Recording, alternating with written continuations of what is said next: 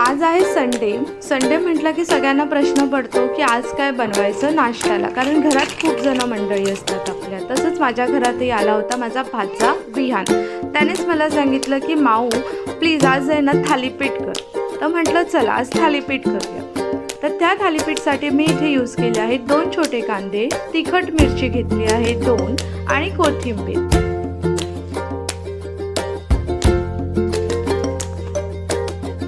कोथिंबीर जरा जास्तच ॲड करा, त्याने खूप टेस्ट छान येते. अशा प्रकारे मी इथे कोथिंबीर छानपैकी धुवून कट करून त्यामध्ये ॲड केली.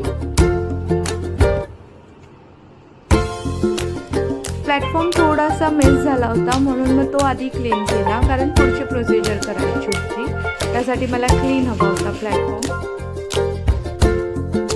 तर अशा प्रकारे बाउलमध्ये मी टाकले आहे मसाला, जिरा पावडर, हळद आणि चवीनुसार मीठ आणि पाणी.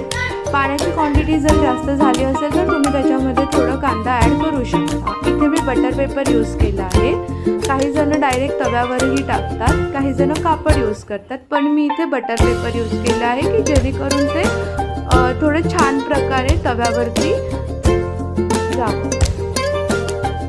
तर हे अशा प्रकारे काहीसं दिसतं, खूप यम्मी लागतं. दोन्ही बाजूनी तुम्हाला ते छान शेकायचं आहे.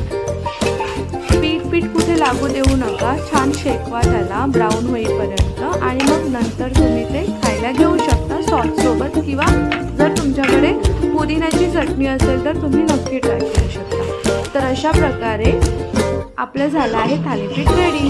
Thank you so much for watching.